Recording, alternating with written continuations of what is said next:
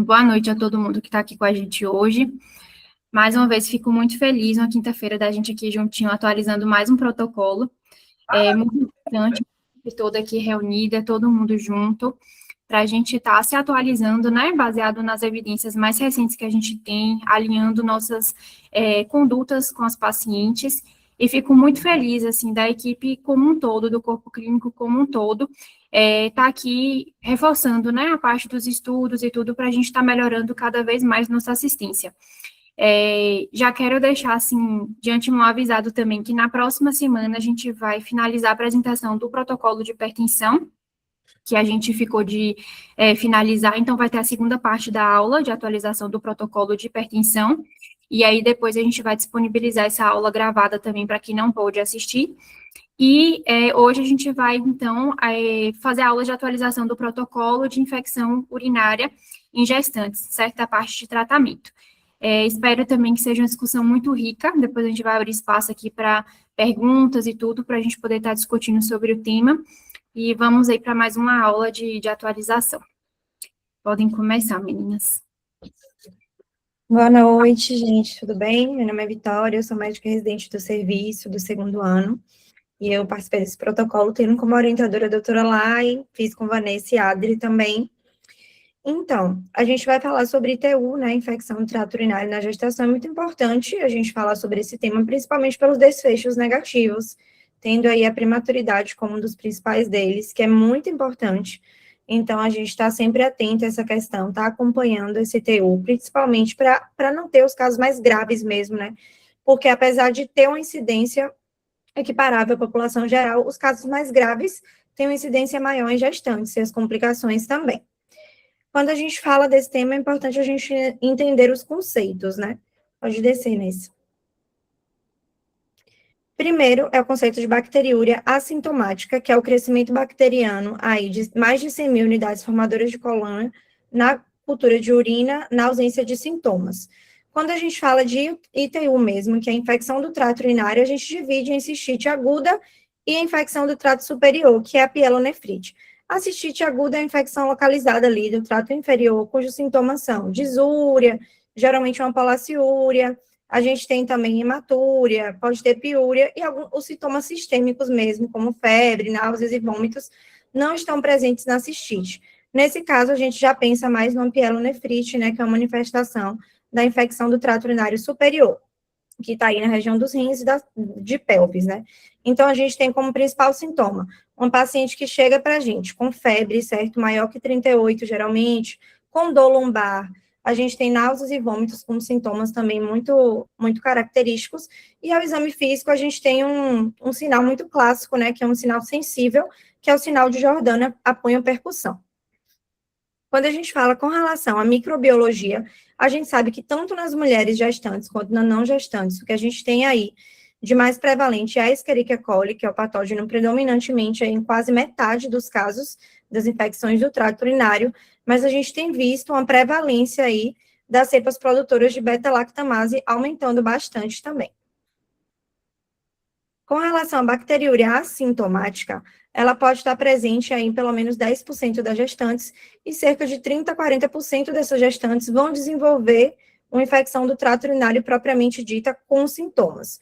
E uma parte dessas pacientes, quando não tratadas também, uma parte significativa, 25% a 30%, podem desenvolver pielonefrite. Por isso que quando a gente fala da bacteriúria assintomática, a gente tem que prestar bastante atenção mesmo no rastreamento, porque como a gente está falando de algo que não vem com sintomas, então a gente precisa estar atento e dar o devido valor à urocultura nessas gestantes. Então, o rastreamento, ele deve ser universal para todas as gestantes. Então, a gente faz ali na primeira consulta de pré-natal, sumário de urina e a urocultura, e a gente vai fazendo a cada trimestre, independente de ser uma gestante de alto risco. Isso foi uma coisa, inclusive, que a gente mudou no nosso protocolo antigo, estava escrito que a gente fazia essa urocultura trimestral para pacientes que tivessem alto risco, mas agora a gente faz essa urocultura aí na primeira consulta e trimestralmente, independente do risco dessa paciente. E se ela for uma paciente de alto risco, ou seja, uma paciente que já tem uma história de um ITU de repetição, tem alterações anatômicas, refluxo vesicouretral, diabetes mellitus, imunossupressão, aí a gente já faz esse segmento com urocultura mensal. Então, essa foi uma das atualizações que a gente teve aí importante nesse protocolo. Com relação à coleta, a amostra deve ser preferencialmente do jato médio, da primeira urina da manhã, senão a gente deve tentar manter essa urina na bexiga aí por no mínimo 2 horas. O diagnóstico, como eu já tinha dito lá, quando eu falei de conceitos, é quando a gente tem uma quantidade aí superior a 100 mil unidades formadoras de colônia na ausência de sintomas, e o único exame na gestação é o suficiente para a gente dar esse diagnóstico, que foi uma atualização também que a gente tinha no nosso antigo protocolo, falava que a gente precisava de 2 amostras. Agora, a gente fazendo apenas uma amostra, a gente já trata essa paciente, não sendo necessário a gente realizar uma segunda amostra confirmatória. As opções preferenciais para o tratamento são a fosfomicina, via oral em dose única, nitrofurantoína, 100 mg via oral, a cada 6 horas por 5 dias. Lembrando que no caso da nitrofurantoína, a gente evita ela a partir da 37ª semana de gestação, por conta do risco de hemólise aí nos recém-nascidos.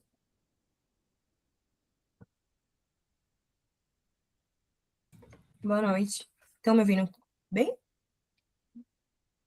Pronto. Me chamo Vanessa. Pronto, obrigada.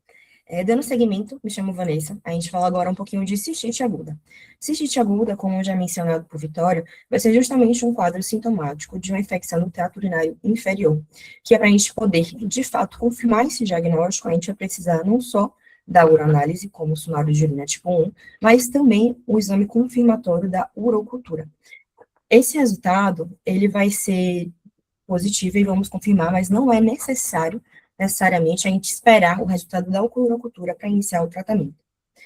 Quais são os sintomas mais típicos da cistite? Temos que, principalmente, um tenedo vesical, a urgência miccional, a disúria, polaciúria, dentre esses sintomas mais sistêmicos. Pode ter febre, mas uma febre normalmente menor do que 38 graus, que se um pouco mais alta já fica mais suspeito de uma pielonefrite, por exemplo. Quais são os sinais que a gente pode ver no sumário de urina tipo 1 que vão ser mais sugestivos ou não de uma cistite? Principalmente aqueles sinais que respondem a uma resposta inflamatória do trato urinário, como, por exemplo, a costúria, hematúria, proteinúria e cilindros no sedimento. Mas a gente vai precisar ainda de uma urocultura para poder confirmar essa população e dar o diagnóstico de fato de cistite. A gente vai ter o resultado na urocultura positivo quando, se no sumário de urina for acima de 10 a 5 colônias formadoras de colônia, ou se, pelo cateterismo vesical, acima de 10 elevado a 3 unidades, ou se a função aspirativa para pública em qualquer valor presente nessa amostra. Porém, o mais usado normalmente na prática é justamente o 10 elevado a 15. É muito importante que todas as pacientes que tiveram diagnóstico de cistite, a gente faça exame de controle com uma nova urocultura após 7 dias do término do antibiótico. E qual antibiótico que vai ser indicado? Antes, a gente tinha um protocolo que a primeira escolha seria a cefalexina, principalmente pela disponibilidade no SUS. Mas a gente tem atualmente que a primeira escolha, segundo o novo tratado da FEBRASB, seria a cefroxima, contanto que não é presente no SUS e é um remédio de um custo um pouco maior. Sendo, portanto, uma das novas preferências é a amoxicilina e a amoxicilina com clavulanato. Por quê? Porque a cefalexina tem aumentado uma taxa de resistência no seu tratamento, de modo geral, no âmbito Brasil. Então, justamente por estar aumentando uma taxa de pacientes com resposta refratária ou com aumento da resistência, a gente tem a possibilidade de amoxicilina e amoxicilina clavulanato como as primeiras opções para o tratamento de cistite, disponíveis no âmbito do SUS. Mas desconto também da fosfomicina e da cefroxima como principais opções na rede mais privada. O Bactrim é muito importante a gente frisar que ele é uma categoria no tratamento, sendo, portanto, restrito somente também ao segundo trimestre. Então, a sua indicação vai ser limitada principalmente no segundo trimestre. E se a paciente, de alguma forma, tiver alguma contraindicação aos demais citados. Bom, gente, boa noite. Meu nome é Adriele, residente do segundo ano do serviço. Bom, falando agora da pielonefrite. Então, diante da suspeita de pielonefrite, como a Vitória já mencionou, é importante que a gente faça a coleta com o sumário de urina e da urocultura. Lembrando que essa urocultura ela tem que ser coletada antes do início do antibiótico. De achados que a gente pode ter no sumário de urina, vão desde hematúria, piúria, proteinúria, mas 10% dos casos de possibilidade dessa urocultura via estéreo. E ainda assim você pode tratar se for uma forte suspeita.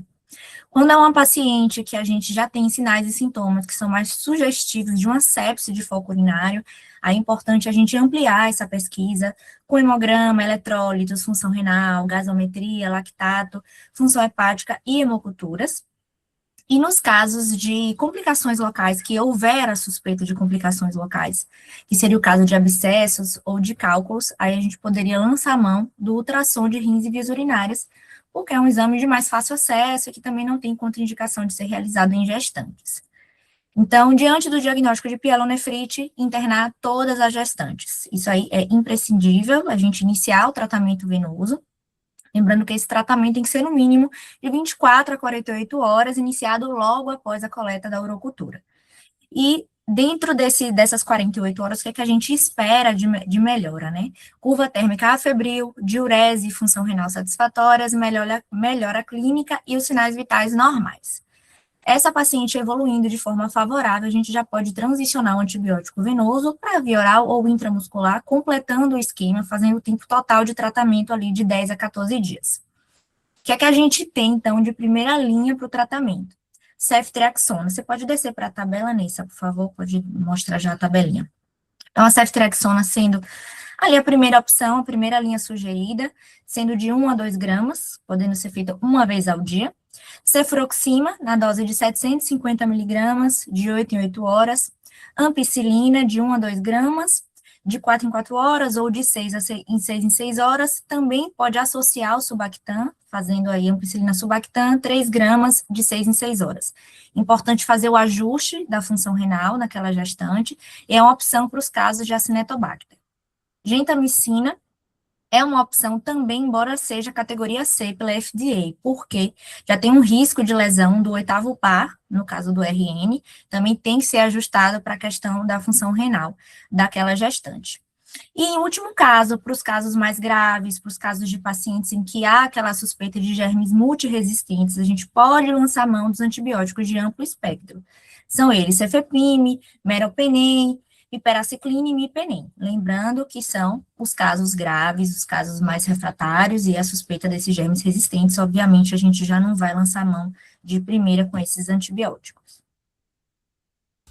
E quando é que a gente vai pensar em uma falha de tratamento, propriamente dito?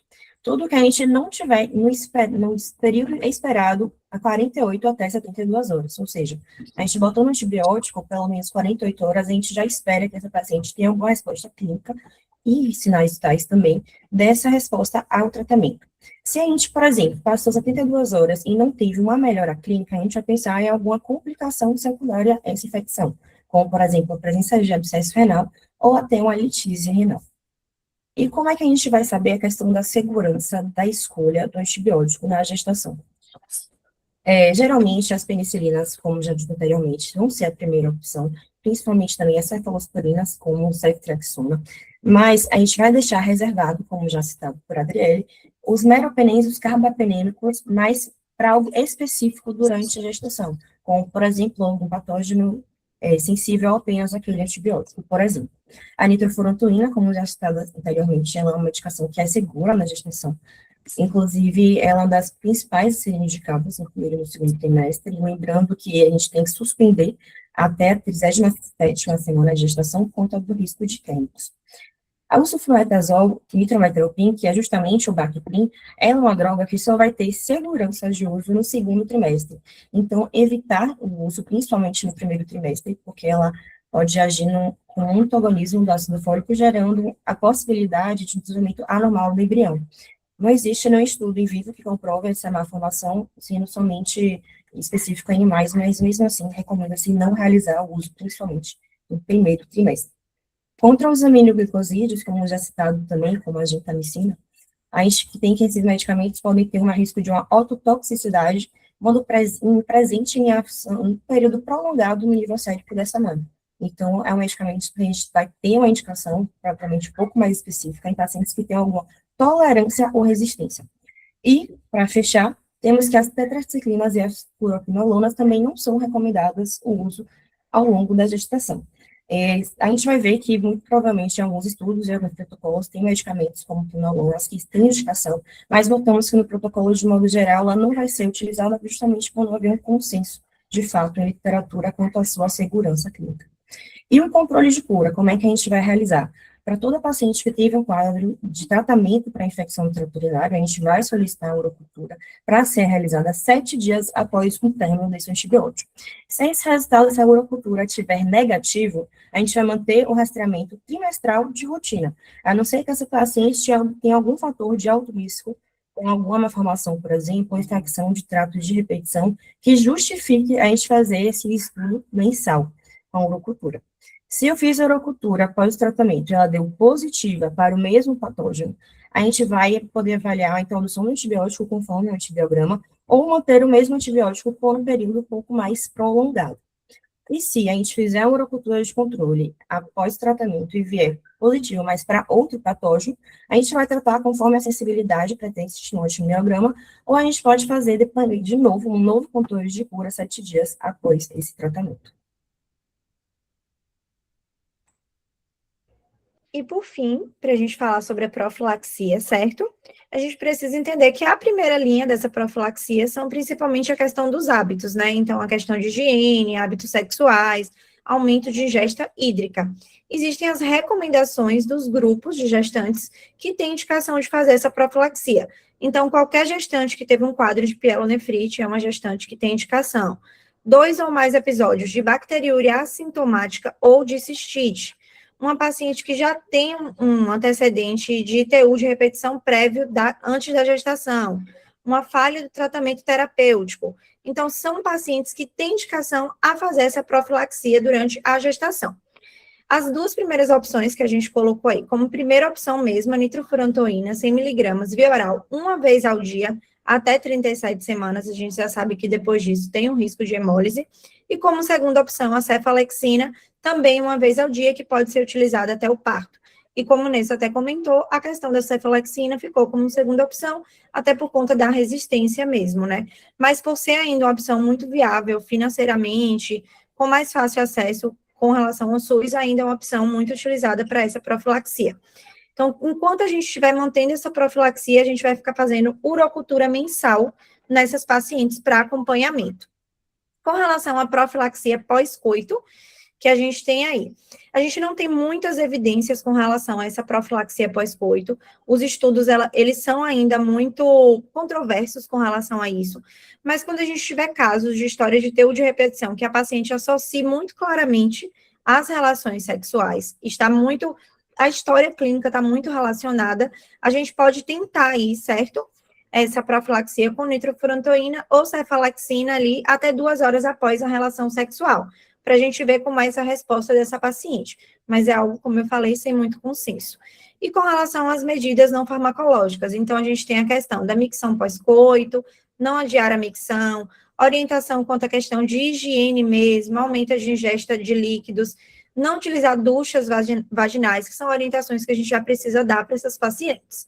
E o consumo de cranberry, que é uma questão aí também super controversa, tem uma eficácia questionada e os estudos, eles não conseguem, de fato, fechar nada que indique mesmo o uso, apesar de muita gente passar, mas não tem nada de evidência robusta com relação a isso.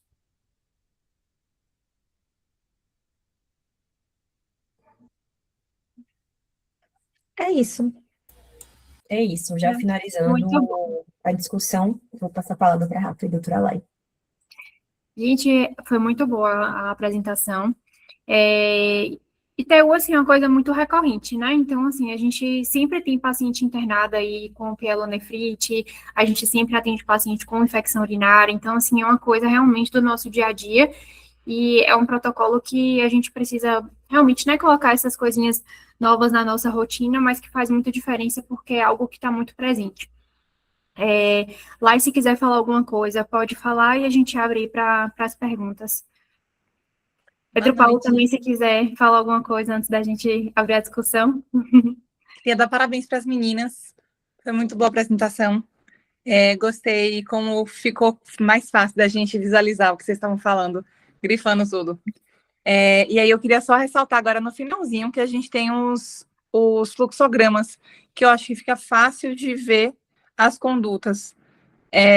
Então, na bactéria sintomática, como que a gente vai fazer, como que a gente vai tratar de acordo com o antibiograma e no final de tratamento, como que a gente vai conduzir.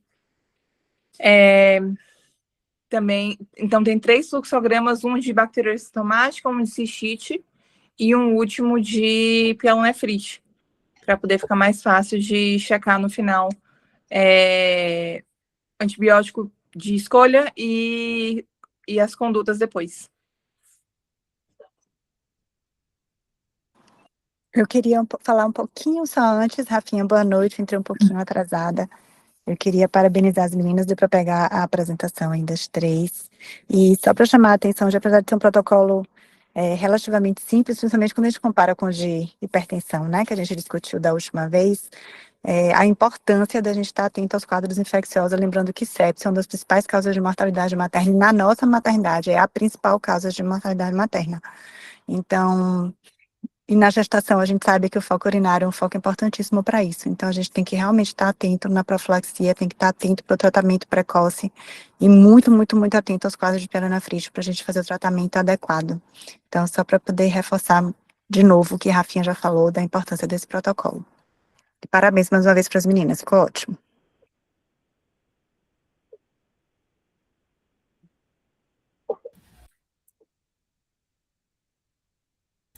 Eu vou só... Quer falar, chefe? Não, eu já discuti esse caso, esse protocolo com Laísa. Eu vou só fazer um adendo, então, antes de, né, Bruninha já levantou a mão para poder falar, aproveitar que está nesse fluxograma aí, e tá até aí a ceftriaxona 2 gramas dia, porque a gente comentou, né, sobre a possibilidade do uso dela e tudo, e só para reforçar também o que as meninas colocaram no protocolo, que mesmo que seja prescrito, né, os 2 gramas dia, que a dose é única, diária, tá? Para a gente reduzir casos de flebite e tudo. Então, assim, é para prescrever a dose feita diária, assim, uma vez só. Ao invés de prescrever de 12 em 12, 1 grama de 12 em 12. Então, para isso, a gente ficar atento, a equipe como um todo. Bruninha? Oi, meninas, boa noite. Primeiro, eu gostaria de parabenizar vocês pela revisão, pela dedicação do tempo de vocês para poder fazer essa revisão do protocolo. Ficou bem legal, assim, e também a questão dos fluxogramas. Ficou bastante didático para a gente consultar mesmo durante a prática na maternidade mesmo. Eu não sei se eu cheguei, enfim, acabei me passando nessa parte da apresentação, mas eu não sei se vocês chegaram a ver em relação ao tratamento de pielonefrite, a duração do tratamento, né, com os antibióticos venosos, porque eu me lembro que eu já dei essa aula na residência algumas vezes, e eu me lembro que eles colocavam, assim, que num período de... Se a paciente tivesse 48, 72 horas afebril, você poderia considerar, nos casos de pielonefrite, você transicionar esse tratamento para via oral e aí conseguir dar alta para paciente. E aí, eu tô até abrindo aqui minha apresentação para ver se eu vejo em quanto tempo seria, mas ele bota assim que você poderia completar, você faria, né, isso aí mesmo, você faria 24, 48 horas de antibiótico, a paciente afebril, você poderia completar em casa fazendo 10 a 14 dias de tratamento. Não sei se vocês chegaram a ver algo sobre isso. As Até... meninas colocaram até aí na tela. Bruninha. Tá aí na Oi? tela. Tá aqui na Cadê? tela. Isso mesmo. Manteve, Bruninha. De modo geral, realmente manteve pelo menos 48 horas para avaliar a resposta clínica dessa paciente após. Porque tem alguns antibióticos que a resposta esperada realmente é após 48. E após Entendi. 48 pode. Aí eu acho que o que só mudou mais, assim, atualmente, é que a primeira opção de tratamento via oral seria a cefuroxima ou a amoxicilaclanato. Porque a gente já colocava a cefalexina, mas só mudou mais isso. Então, aí, no caso, você bota, assim, 24, 48 horas até a paciente afebril, e aí depois você pode dar alta, né? Sim. Isso. A gente só tem que tomar cuidado que seria a transição, se caso favorável. Sim, então, sim. paciente muito grave, que foi para UTI, a gente não vai transicionar assim tão rápido, né? Sim, sim, com certeza. Mas se a paciente estiver evoluindo bem, sim. Uhum. E também um adendo em relação à gentamicina, eu também trabalho em outra instituição e recentemente teve uma revisão tem um protocolo de tratamento de infecções no puerpério, na gravidez, e eles fizeram a revisão também falando da gentamicina, que ela está sendo, assim, proscrita como um antibiótico logo de entrada, assim, né, para você, por exemplo, a gente faz muito clean de genta, principalmente em puérpera, né, com infecção de ferida operatória. E aí, a Infecto falou justamente isso, que o uso da gentamicina tem uma taxa de ototoxicidade que é relevante e comparado, por exemplo, a ceficlinda, a gente conseguiria manter um tratamento adequado nesses casos tô falando de infecção puerperal, assim, né, que a gente pensa em infecção de ferida operatória e tudo mais.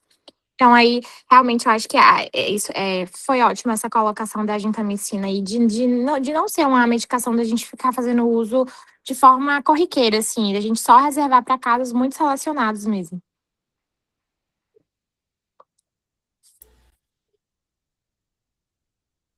Obrigada, Bruninha, por acrescentar aí na nossa discussão.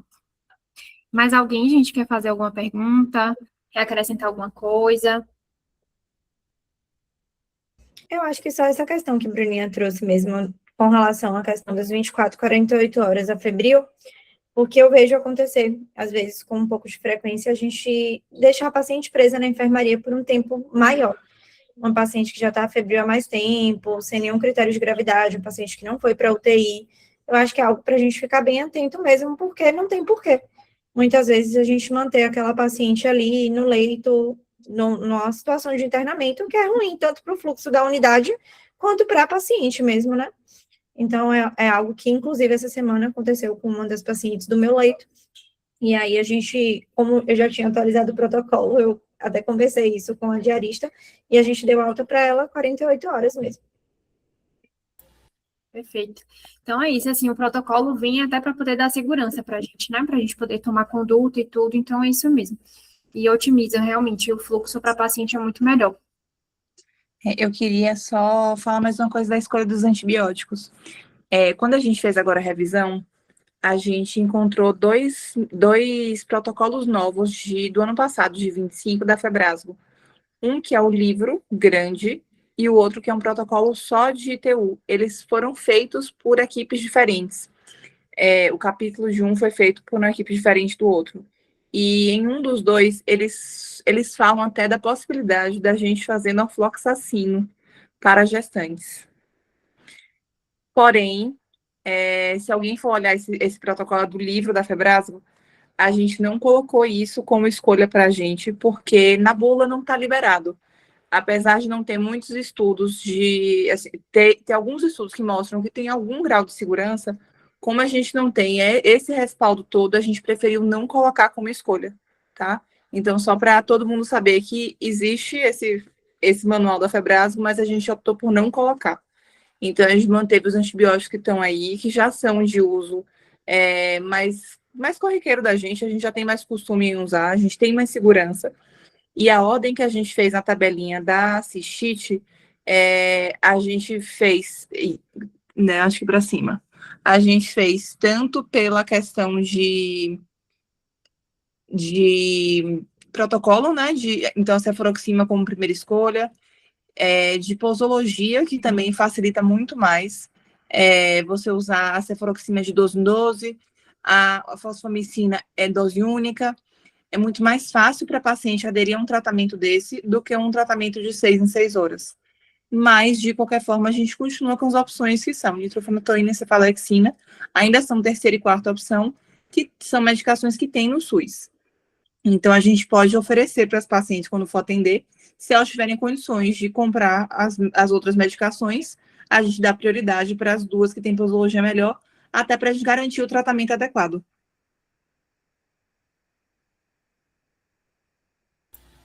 Perfeito, Lai. Gente, vou só falar duas coisas aqui que perguntaram no chat.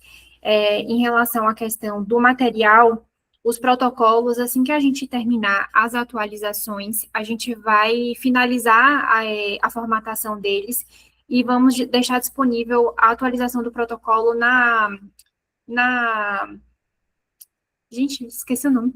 no desktop da gente, do computador. Então, vai estar disponível para todo mundo, certo? E vai ter o CX também, né?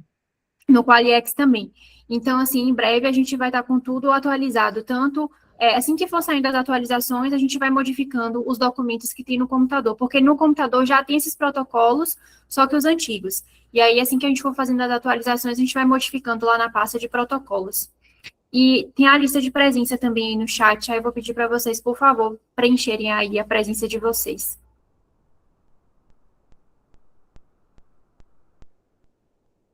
E lá, realmente, assim, em relação a isso, é muito importante a gente dar opção para paciente, né? Porque, às vezes, a gente já realmente vai nessa questão, assim, do que só que, o que é disponível mesmo no SUS, né? Sendo que, às vezes, a gente tem alternativas que são realmente mais confortáveis da parte posológica. Então, tanto no pronto atendimento, quanto na hora da alta, também no pré-natal. Então, de fato, é uma coisa para a gente ficar atento, porque tem paciente que realmente consegue e a gente pode melhorar aí. Já é tanta medicação que toma, né? Então, às vezes, até facilita, de fato, a adesão. Isso é uma coisa, assim, para ressaltar mesmo desse protocolo novo, é a alteração da cefalexina, né, que seria normalmente a primeira opção para a profilaxia, mas que virou a segunda opção após a indicação da nitrofurantoína. E só mais uma coisa que eu achei importante ressaltar também, é a questão do tratamento para pielonefrite via oral, que muitas vezes a gente bota a cefalexina, mas que ela não é indicada como as primeiras opções de tratamento da pielonefrite via oral. Seria justamente a cefroxima, a principal indicação, porém, a gente entende que tem um custo adicional a mais, passando para amoxicilina com clavulanato de 10 a 14 dias. Eu acho que é interessante que isso mudou nos outros protocolos. Teve outra pergunta aqui no chat também sobre diagnóstico de pielonefrite. Magali, qualquer sinal sistêmico, a gente já vai pensar em pielonefrite. Vanessa falou até que na cistite a gente poderia ter uma febre baixa, mas a gente não vai considerar como sinal de cistite. Qualquer sinal sistêmico, a gente pensa em pielo, interna às 24, 48 horas e depois transiciona ao antibiótico.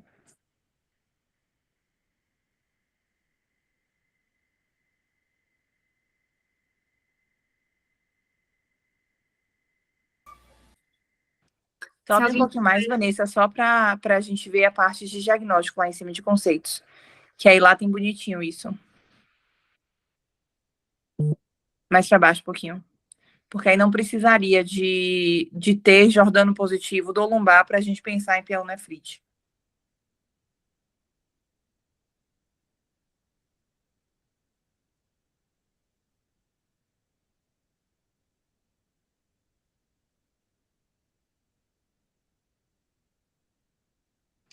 É lá em cima mesmo, na parte de conceitos.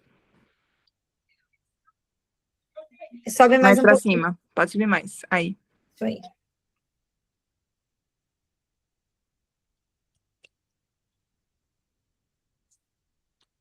Se alguém tiver mais alguma dúvida, pode ou levantar a mão ou escrever no chat, que aí a gente responde aqui. Gente, então, vou encerrar hoje, certo? Semana que vem, a gente vai ter a aula de apresentação do protocolo, a segunda parte de hipertensão. Mais uma vez, eu quero agradecer muito os residentes, quero agradecer muito os preceptores que estão aqui, né, ajudando a gente a fazer a parte de atualização, que estão se dedicando. Quero agradecer muito vocês também, que estão tirando um tempinho para poder estar aqui, se atualizando, né, para a gente melhorar a nossa assistência. Então, assim, a presença de todos é muito importante. A gente se vê semana que vem, e nas próximas também a gente continua com as nossas apresentações dos protocolos, certo? Aí eu vou mandando o link e vou mandando os convites. Muito, muito obrigada. Estou muito feliz com a presença de todos.